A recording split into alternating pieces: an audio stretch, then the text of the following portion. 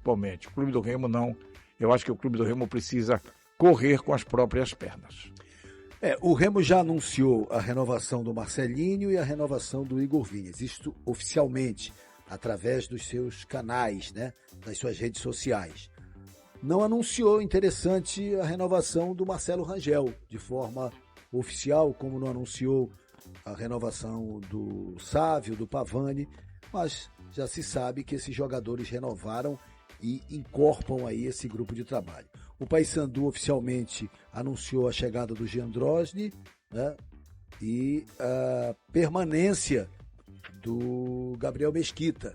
Fica aí a sensação de que o Matheus Nogueira deve deixar o clube, pelo menos a priori, talvez até pelo alto salário. Mas enfim, são poucas as informações. O Paysandu, a partir do dia 16, já começa a trabalhar, já começa daqui a uma semana a sua pré-temporada. O Remo pós-Natal, não se sabe se antes do ano ou até pós-ano, né? Isso ainda não está muito claro. O Remo renovou com o Igor Vinícius, né? Também. Goleiro. Sim. Então exatamente. É um a mais que o Clube do Remo, digamos, contabiliza para o próximo ano. Exatamente. Marcelinho e Igor Vinícius foram os dois anunciados oficialmente pelo site do Clube do Remo, pelas redes sociais do Leão Azul. Há um anúncio, mesmo que este é oficial, a respeito de dois jogadores, né, Guerreiro? O Patrick De Luca e o Aleph Manga. O Aleph Manga. Os dois já estão, digamos assim, contratados, mas não foram anunciados. Como também se fala de mais um jogador, hein, Saulo Zaire? O meia, o Matheus Bianchi, né? Matheus Bianchi, que fazia parte do grupo de trabalho do Mirassol. Seria mais um anunciado. O executivo, no caso do Marcos Braz, ele gosta de afirmar sempre de que é o seguinte: só ele vai dar a informação depois que o contrato estiver assinar. E faz sentido. Claro. Para a segurança do clube, não há dúvida que então isso leva a crer que até esses três aí que a gente falou agora já podem estar contratados de boca, mas ainda não assinados.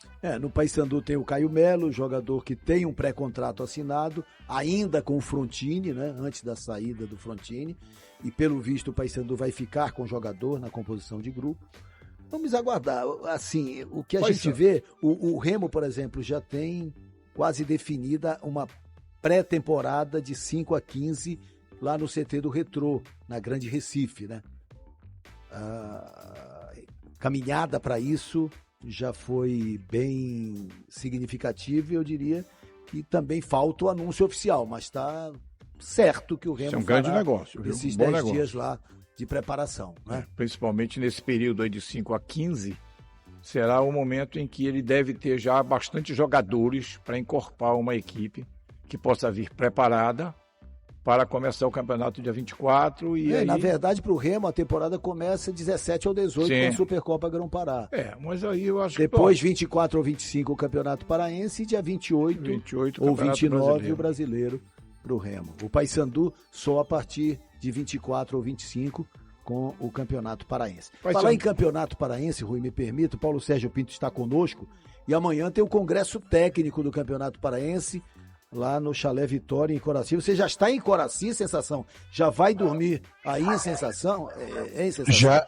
Já por aqui. Tô sentindo, já está testando o áudio, inclusive, né? Exatamente. Aliás, eu vou lembrar do Dinho Menezes. Tá chegando bem aí, Guerreiro? Tá chegando bem. Então, este será o som e a qualidade de amanhã, durante todo o dia, por ocasião do Congresso Técnico da Federação Paraense de Futebol. Você está hospedado aí no Chalé Vitória ou nas cercanias? Um pouquinho, né, Guerreiro? Tá certo, é justo, né?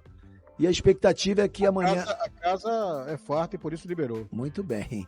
Amanhã, por volta de 4 da tarde, me confirmou o Delfílio, que é o diretor de competições da federação, haverá o sorteio dos grupos. A definição dos dois grupos, grupo A, cabeça de chave o Remo, grupo B, cabeça de chave o Paysandu. Lembrando que São Francisco e São Raimundo ficarão em grupos distintos também, já definido pela federação. E vamos ter, então, digamos assim, um pontapé inicial do Campeonato Paraense com a definição desta fase inicial, a fase classificatória com 6 rodadas, né, Sensação? Exatamente, Guerreiro. Serão 6 rodadas e como já foi antecipado aqui mesmo na Clube do Pará, no pré-requisito que foi repassado pela Federação Paraense de Futebol, o Raifran vai ser numa data diferente do Repá e tudo aquilo que já foi comentado também aqui nos programas da clube. 3 jogos, os times não vão poder fazer jogos seguidos, nem em casa, nem fora de casa, será uma maneira bem diferente. E segundo o Del, ontem no programa Questão da Bola, ele disse também que a federação está estudando uma outra maneira e que vai apresentar amanhã uma surpresa para os clubes. Vamos aguardar. Repá, quarta rodada. Quarta rodada, o Repá, exatamente. Quarta rodada, o Repá. Exatamente. E há um detalhe, né? E como o Remo estará disputando a Série A do Brasileiro a partir do dia 28, talvez o Campeonato Paraense, mesmo com 10 rodadas, com 10 datas, mas como ele vai começar numa data posterior à data determinada pela CBF, ele pode também ultrapassar a data final dos estaduais, que é a data de 8 de março. Porque o Remo vai estar jogando a Série A, então tem que fazer o encaixe das datas do Campeonato Paraense para o Clube do Remo, mesmo o Remo informando que vai jogar com o time alternativo. O Remo não pode antecipar esses jogos ou alguns jogos. De repente, quando sair a tabela da Série A, o Clube do Remo seguramente ainda estará no início do Campeonato Paraense. Ou deve sair antes até. Eu imagino que com um mês a CBF solte a tabela básica. Então melhor 28 ainda, de dezembro, por exemplo. Porque adapta aos jogos. Nosso campeonato começa dia 23, 24, né? Vamos considerar. Isso. E de repente você antecipa um jogo aí O problema todo é o clássico Remo e Paysandu.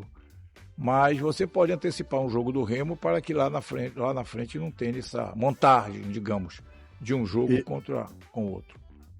Quero colocar aqui o Saulo Zaire, quero colocar também o Francisco Urbano na conversa, para a gente falar, né? O Saulo fez um levantamento aí, o Remo vai percorrer quase 100 mil quilômetros na Série A do ano que vem. São 20 clubes.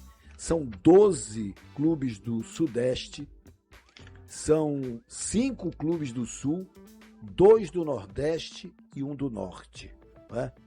Lembrando aí que, eu diria, considerando fora do eixo, o Remo e a Chape. Né?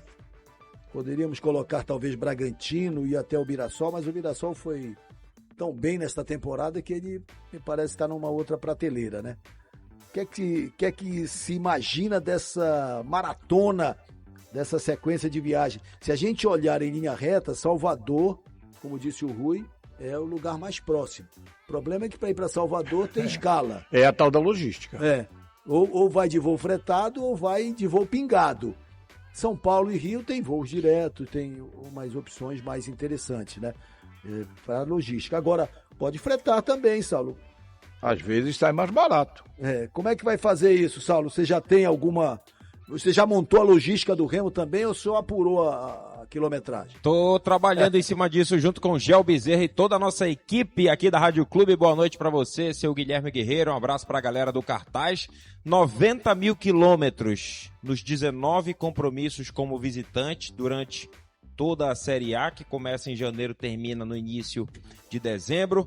Em média, esses 90 mil quilômetros que podem aumentar de acordo aí com algum traslado rodoviário para Chapecó, por exemplo, Bragança Paulista, a própria cidade de Mirassol, o Remo vai ficar ali em 95, 100 mil quilômetros para viajar só na Série A em 2026. Dividindo esses 90 mil por 19 jogos, dá quase 5 mil quilômetros por viagem. Ou seja, é uma pedreira aérea que pode ter a questão rodoviária. O Remo, na minha visão, precisará investir muito nesse descanso, nessa logística. E eu estou sendo direto e reto em relação a voo fretado que você ganha aí, segundo fontes, pessoas do futebol, você ganha de 10 a 12 horas para se alimentar, para descansar e, se for o caso, treinar. Olha, mas não tenha dúvida isso. Tá? Eu acho que a questão é fazer uma conta, ver se financeiramente compensa. Tá? Ver a quantidade de pessoas que vão viajar, se é, na verdade, interessante, mas que, em termos de logística, não dá nem para discutir. Porque se você vai a Salvador e tem que ir a Brasília antes, ou a Recife, sei lá por onde, a coisa é bem mais complicada. Então o Remo tem que fazer uma conta com muito acerto, ou menos erro do que normalmente viria. Vou fazer aqui a pergunta que me faz pelo nosso chat aqui no YouTube, o Marcos William. Para você, Saulo. Que novela é essa sobre o técnico do Leão? Alguém explica? Explica aí, Saulo. Se não é novela, podemos chamar pelo menos de uma minissérie ali com capítulos reduzidos. Como eu disse, o Remo já perdeu aí no mínimo uma semana. Melhor do que os contratados é o início dos treinamentos. Isso deve acontecer ali com exames médicos no fim, ali pelo dia 29, 30, entre Natal e Ano Novo, pré-temporada de 5 a 15, possivelmente lá no Resort com Campos, que é o CT do Retrô, inclusive credenciado para hospedar times do futebol brasileiro e mundial. E é aquele negócio, o Cuca estava cotado na sexta, perdeu força no sábado, Thiago Nunes ganhou aí muita propagação nos bastidores, hoje o Cuca voltou a ser badalado, o Thiago Nunes aparentemente recusou, se falou no Guto Ferreira aqui na nossa linha de passe, Thiago Carpini tá no radar, o Léo Condé, pelo que eu apurei lá em Fortaleza, não deve ficar no Ceará em 2026, seria um nome talvez interessante aí, mas assim, são muitas escolhas, várias pessoas envolvidas nas negociações e os oferecimentos, seu Guilherme, aí opinião de um, porcentagem de outro, empresário aqui, negociações acolá. A gente espera que o quanto antes o Remo tenha para chamar de seu e, de preferência, esses treinamentos comecem aí de uma maneira muito positiva, já pensando nesse 2026, que será gostoso, mas será cansativo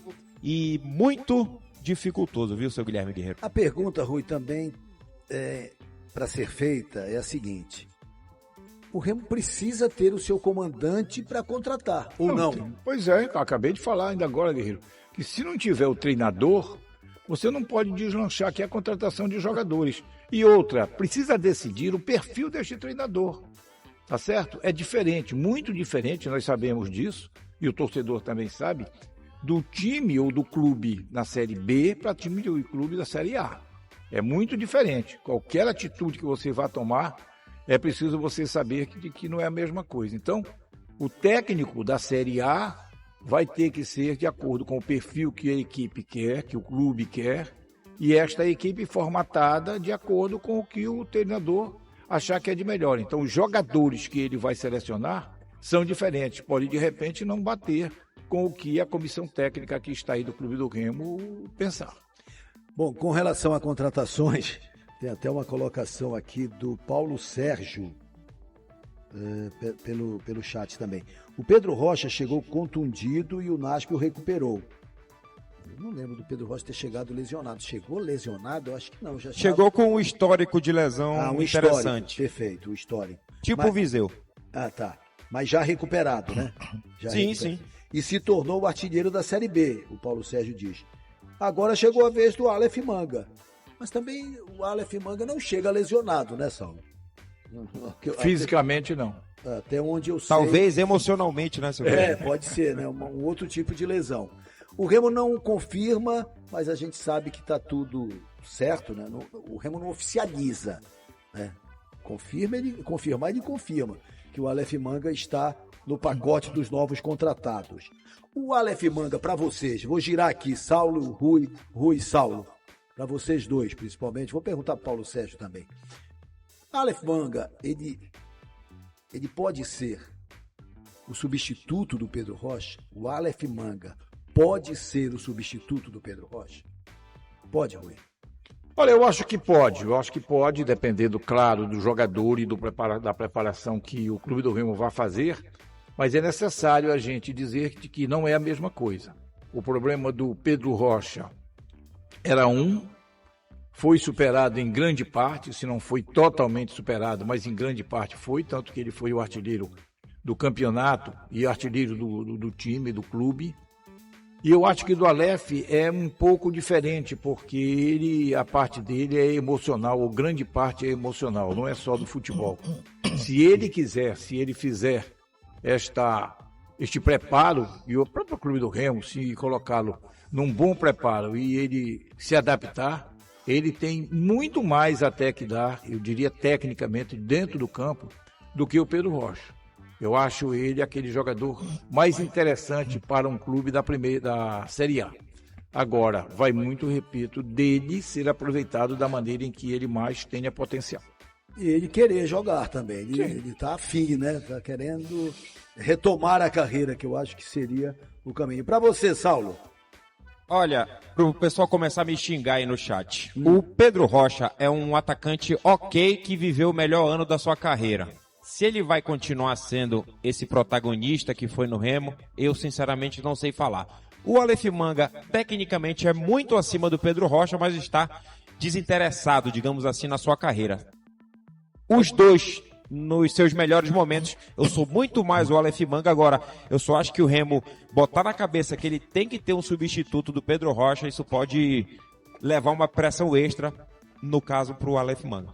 O Antônio Ayas, eu acho que é isso, 8601, diz o seguinte: esse Aleph Manga nem era para ser cogitado mesmo. Ô, Urbano, o negócio tá complicado aí, né, Urbano? Tá tudo bem aí com a garganta, Urbano?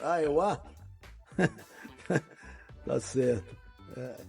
São opiniões divergentes. Eu, sinceramente, não vejo o Aleph Manga como substituto do Pedro Rocha, nem faria essa referência. Entendo que o Aleph Manga, neste momento, é um jogador de composição de elenco. Não, e essa é a questão, seu Guilherme, até pro Rui. O Remo precisa, sim, de qualquer maneira ter um substituto do Pedro Rocha? Será que o técnico vai priorizar esse esquema com um extremo ali destro pelo lado esquerdo que entre na área em diagonal? Será que ele não pode pensar numa outra formatação e ter um ataque muito mais potente do que teve esse ano? Exatamente isso, exatamente. O estilo de jogo do seu Aleph Manga não é a mesma coisa do Pedro Rocha. E quem sabe se o treinador quer? Eu acho que é exatamente por aí que passa essa demora que a gente falou há pouco, em do Remo decidir e definir quem é o seu treinador. De repente o treinador chega aqui e diz: não, olha, o que eu quero não passa pelo Aleph Manga, passa pelo fulano de tal. Ou chega aqui e diz: não, olha, uma maravilha, pode contratar que eu faço a cabeça dele. Pronto. E o novo Remo passa pelo Matheus Bianchi, passa pelo Patrick De Luca, Saulo? Patrick De Luca é aquele volante que pode ser um zagueiro, faz aquela saída de 3, 25 anos de idade, boa estatura, experiência no Bahia, no Ceará e também no Vasco, onde começou esse ano, depois foi pro Cuiabá, titular praticamente a Série B toda, jogador ok para crescer, inclusive por conta da idade de 25 anos. O Matheus Bianchi já é aquele volante /meia, que às vezes pode até fazer um trabalho ali na armação, como um camisa 10, tem uma bola parada boa, ofensiva e defensivamente. Acredito que num cenário aí de um 4-2-3-1, poderiam formar a dupla de volantes. Os dois estão certos, jogadores bons que podem crescer numa engrenagem coletiva satisfatória aí, principalmente para o Fenômeno Azul. Aqui no chat o Bosco Barbosa diz o seguinte: Thiago Nunes só fez um bom trabalho no Atlético Paranaense, em outros times brasileiros foi um fiasco. Não dá. Aleph Manga é outro que eu não contrataria. Interessante, né? Ninguém contrataria o Jorge se a gente for fazer uma votação também, né? É verdade. O Jorge é craque? Não, mas deu certo no momento pontual. O Cleison Maia diz: Eduardo Batista seria uma boa escolha para o comando técnico do Remo, Rui Guimarães? Seria, mas eu confesso para você de que não seria a minha prioridade. Se eu for alguém que decidisse alguma coisa dentro do Remo, não seria a minha prioridade. Muito bem. Ele afirma também... cadê? Agora, ele mesmo, Cleison Maia. Aleph Manga, é um absurdo essa contratação. Interessante, né? Eu acho que marca muito, sabe o que é, Guerreiro? O final da campanha que ele teve. Ele não teve uma boa passagem no Curitiba nem no Avaí. Ele ficou devendo, né? No final das contas, ele ficou, ainda que ele ache que foi o melhor ano que ele fez, a carreira dele foi ótima. Ele ficou treinando em separado no Avaí agora, na reta final, né, Saulo? Então, tem muita gente que faz essa avaliação, lendo na internet e buscando exatamente esses detalhes de que quem está escrevendo lá não recomenda. Muito bem. Ou seja, Guerreiro. Ou seja, diga aí, Sensação, você. Só depende dele, aos 31 anos, mostrar e tirar toda essa... Como é que se diz? Essa rejeição. Situação negativa que o torcedor pensa dele, né? Tá certo. Mas você acha que ele pode fazer mais que o Pedro Rocha na temporada? Só depende dele, mas por baixo eu acredito que não. Muito bem. Essas foram as principais informações do momento, mas a qualquer instante mais novidades podem surgir. Se você quer estar sempre um passo à frente e acompanhar tudo sobre o Leão Azul em primeira mão, já sabe onde encontrar as melhores atualizações. Agora, te desafio a assistir o próximo vídeo e continuar por dentro de tudo o que está acontecendo.